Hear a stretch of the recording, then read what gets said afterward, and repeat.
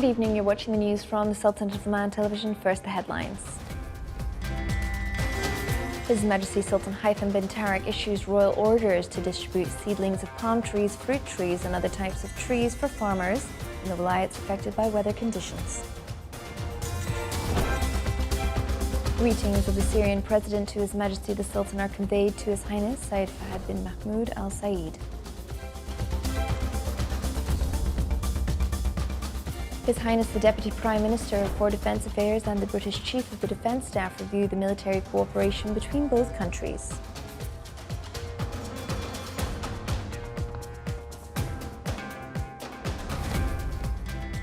And the Foreign Ministry expresses its deep regret over the deterioration of relations between a number of Arab countries and the Republic of Lebanon.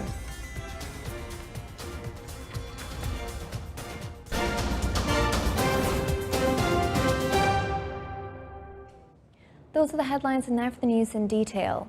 His Majesty Sultan Haitham bin Tariq issued royal orders to distribute the seedlings of palm trees, fruit trees and other types of trees for farmers in the wilayats affected by the recent weather conditions. To implement these orders, royal gardens and farms at Royal Court Affairs will provide the seedlings and trees and distribute them via the Ministry of Agriculture, Fisheries and Water Resources. These orders came as the Sultanate of Oman celebrates the Tree Day in appreciation of His Majesty to farmers in the weather-affected areas and to encourage them to contribute in agriculture production and to contribute in achieving food security system in the country, as well as the royal interest in the agriculture sector, as it is an important tributary of the national economy. His Majesty Sultan Haitham bin Tariq sent a cable of greetings to His Excellency Abdou Al-Majid Tebboune, President of Algeria, on his country's National Day. His Majesty the Sultan also sent a similar cable to His Excellency Dr. Rodney Erie Lawrenson Williams, the Governor-General of Antigua and Barbuda, on his country's independence anniversary. His Highness Said Fahad bin Mahmoud Al Saeed, Deputy Prime Minister for the Council of Ministers, received today His Excellency Dr. Hassan Al Gabash, the Syrian Minister of Health. After His Highness welcomed His Excellency and his accompanying delegation, His Excellency passed the warm greetings of His Excellency Bashar al-Assad, President of Syria, to His Majesty Sultan Haitham bin Tariq. During the meeting, the bilateral relations between the two countries were reviewed, especially in the fields of healthcare and the Omani experience in facing COVID-19 pandemic. Some current regional and international causes and matters were also discussed. His Excellency Dr. Hassan and his accompanying delegation expressed their happiness with the visit and with the Sultanate of Oman's brotherly stance. His Excellency passed the efforts implemented by the Omani government to provide healthcare services to its citizens and residents. From his side, His Highness Said Fahad bin Mahmoud Al Saeed expressed his good wishes to the Syrian leadership and people, wishing them further progress and prosperity. His Excellency Dr. Ahmed bin Mohammed Al Saeedi, Minister of Health, and His Excellency Dr. Bassam Al Khatib, the Syrian Ambassador at the Sultanate of Oman, have both attended the meeting. His Highness Said Shihab bin Tariq Al Saeed, the Deputy Prime Minister for Defence Affairs, received in his office in Mu'askar al-Mutarraf today the General Sir Nicholas Carter, the British Chief of the Defence Staff. The two sides reviewed the relations between the two countries and discussed several matters of common interest. They also explored spheres of the existing military cooperation between the defence ministries of the Sultanate of Oman and the United Kingdom, as well as means of strengthening them to serve the joint interests of the two countries.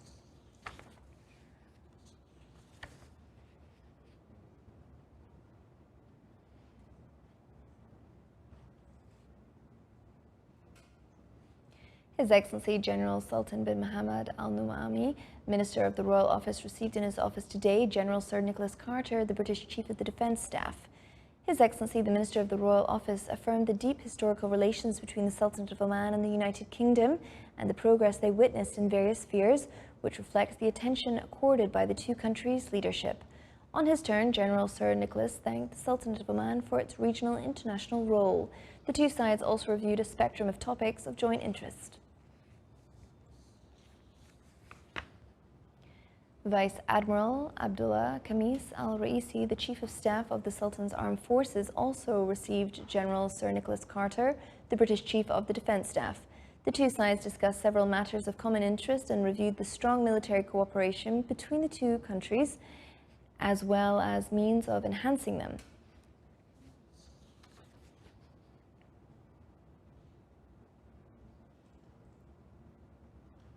The Sultanate of Oman expressed its deep regret over the deterioration of relations between a number of Arab countries and the Republic of Lebanon.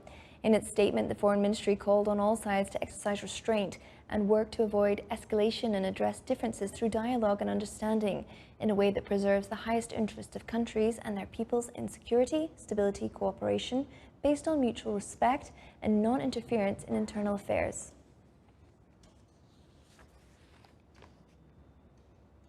An official discussion session were held between the Sultanate of Oman and Syrian Arab Republic, chaired by His Excellency Dr. Ahmed bin Mohammed Al Sayedi, the Minister of Health from the Omani side, and from the Syrian side by His Excellency Dr. Hassan Mohammed Al Gabish, the Syrian Minister of Health.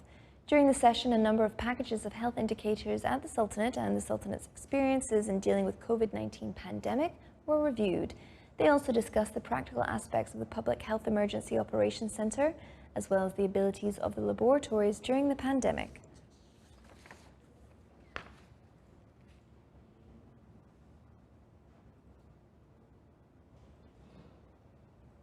The Board of Directors of the Public Authority for Social Insurance approved a number of local and foreign investment projects. The board, during its third meeting this year, reviewed the various authority investments performances which were able to achieve a good revenue compared to the same period last year. The Board of Directors praised the efforts exerted by the authority's executive office during the last period. The meeting was chaired by His Excellency Dr. Mahad bin Saeed Owain, the Minister of Labour, Chairman of the Board of the Directors of the Public Authority for Social Insurance.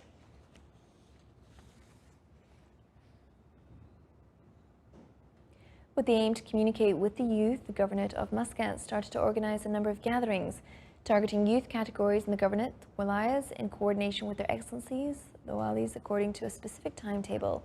The Governorate, through these meetings, seeks to listen to the youth's vision, touch their needs and interests, introduce them to the Governorate's vision and clarify the objects of the executive plan for the upcoming period, in addition to discuss the important issues introduced by the Governorate's youth.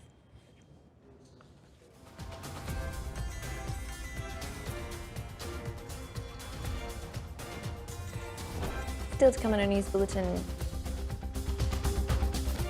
For its importance in achieving food security and preserving environmental balance, the Sultanate of Oman marks the Tree Day.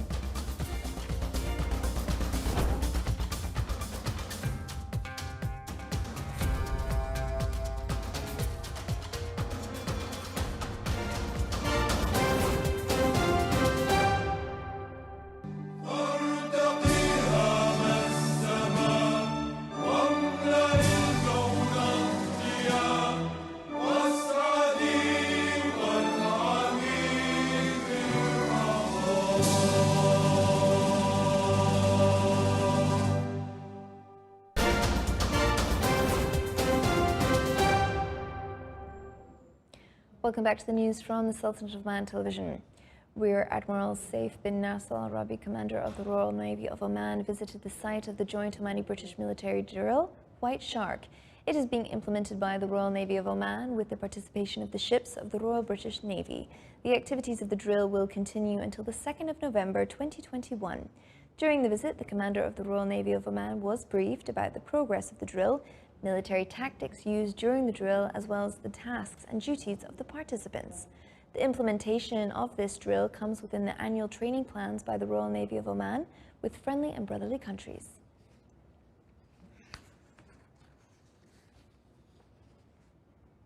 The Royal Oman Police received a new batch of recruits that passed the stages of evaluation and admission for training.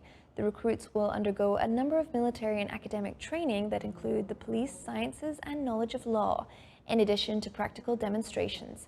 This comes within the efforts of the Royal Oman Police to employ national cadres and provide the best police services to the public.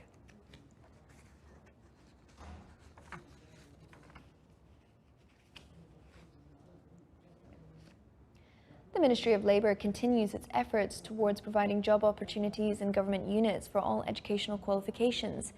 Announced vacancies in these units reached 255, while contenders reached 4,347 job seekers in Dhofar Governorate.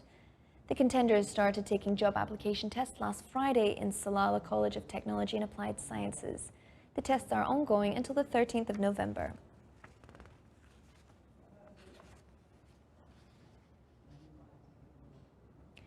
The Sultanate of Oman, represented in the Ministry of Agriculture, Fisheries and Water Resources, celebrated Tree Day, which falls on the 31st of October every year at the premises of Al Sharqiya University in the Wilaya of Ibra in North Sharqiya Governorate. More details in the following report. The celebration aims to encourage society members to preserve trees, plant more trees, and introduce their role in limiting global warming. During the ceremony, officials from Al Sharqiya University introduced the role of greenery projects in stopping desertification. The Sultanate's interest in greenery projects drastically contributed to the growth of agriculture sector during the period from 2015 to 2019. The agricultural production of the Sultanate this year is expected to reach 3.7 million tons. The latest statistics issued by the Ministry of Agriculture, Fisheries and Water Resources pointed out that the number of palm trees in the Sultanate exceeded 9 million, representing 24% of the total cultivated area. Statistics also showed that the coconut trees planted area reached 1,517 acres, with a production exceeding 6,709 tons last year. The Ministry of Agriculture, Fisheries and Water Resources pays great attention to fruit trees, which recently resulted in signing an agreement to plant 100 acres of fig trees in the Governorate of South Sharqiya and 200 acres of mango trees in the Governorate of South Al-Batana, in addition to the production of 100,000 saplings of grapefruits, along with the production of 121,000 saplings of various types of fruits. Many world countries seek to increase the green areas in light of challenges facing Earth plant, namely climate change. And the best way to confront this challenge is through adopting research and development programs in the fields of afforestation, plant production, and water and soil programs. The Omani Society of Obstetrics and Gynecology hosted the 4th edition of the Advanced Meeting in collaboration with Merck. More details in the following report by Abdullah bin Ahmed Al-Rubai. Under the theme Practices and Controversies in Ovulation Induction, Omani Society of Obstetrics and Gynecology hosted the 4th edition of the regional standalone advance meeting with the global market leader in the field of fertility, Merck. Today, the OSOC group, which is the Oman Society for Obstetrics and Gynecology, is hosting the 4th advanced meeting in IVF. This one is a one-day meetings here in Muscat, Oman, aiming for research and update knowledge for more than 500 healthcare professionals, consisting of gynecologists and senior IVF specialists from 5 locations, including here Muscat, Oman. The meeting has taken place in collaboration with the ART Group and affiliation with Omani Society of Obstetrics and Gynecology and Indian Fertility Society in 5 different locations: Muscat, Oman, Dubai, UAE, Delhi, India, and Ahmedabad, India. The meeting facilitates a means of sharing and updating scientific information with many healthcare professionals in various countries in the presence of gynecologists and IVF specialists, many of whom have participated virtually. This is one of the conferences which is started to be done in live. As you know, that before the COVID-19, we were having regular meetings with the members of the society in order to improve their knowledge in the field of medicine and especially in the field of the obstetric and gynecology. Unfortunately, after the COVID-19 pandemic, most of our conferences were virtual. The conference is one of the conferences which we usually come together between all the professionals from different countries. Like today we have professionals from the UAE and from India, in order to have a knowledge from different people in the same field. And of course this is at the end for the benefit of the Omani women, inshallah.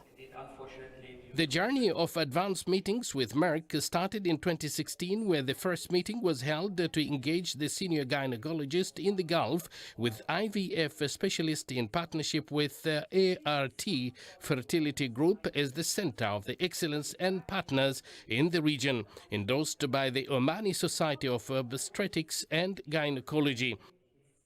This meeting, with the participation of over 500 healthcare professionals, gynecologists and senior IVF specialists who are present here physically and virtually, will indeed assist in reaching and sharing the updated scientific information on the current and innovative approaches, all of which will boost the quality of healthcare services in this field. Abdullah bin Ahmed al-Rubai, Sultanate of Oman Television, Muscat.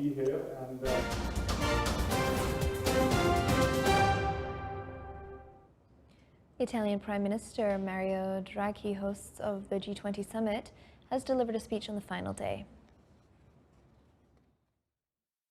As glaciers melt, sea levels rise, and extreme weather events occur ever more frequently, we face a simple choice. We can act now or regret it later. With the Paris Agreement, we pledged to tackle global warming collectively. But the steps we've taken since have proven insufficient. Scientists tell us that under current policies, the consequences of climate change for the environment and the world's population will be catastrophic. The cost of action, however high it may seem, is trivial compared to the price of inaction. The most pressing global issues demand a multilateral response. The fight against climate change involves quite literally the whole world. We stand united in success and failure. And as the G20, we have a responsibility to show leadership and guide the world towards a more sustainable future. The decisions we make today will have a direct impact on the success of the Glasgow summit and ultimately on our ability to tackle the climate crisis.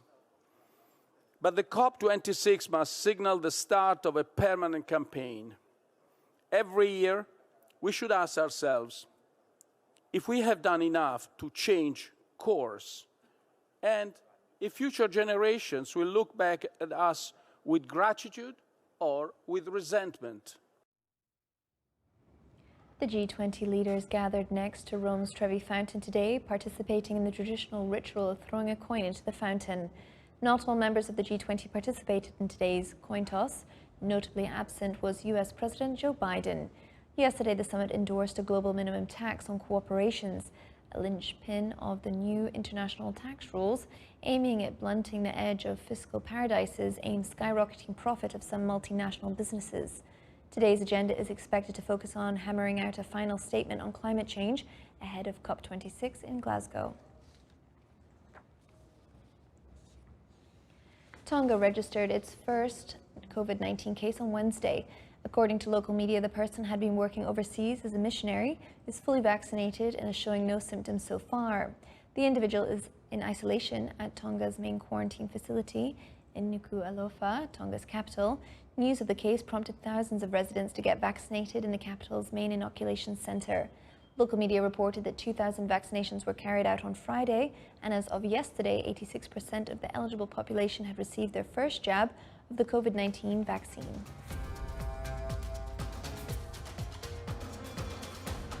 This is the Sultan of Oman Television. Before we end tonight's bulletin, here are the main points once again. His Majesty Sultan Haitham bin Tariq issues royal orders to distribute seedlings of palm trees, fruit trees and other types of trees for farmers in the riots affected by weather conditions. Greetings of the Syrian President to His Majesty the Sultan are conveyed to His Highness Sayyid Fahd bin Mahmoud Al Said.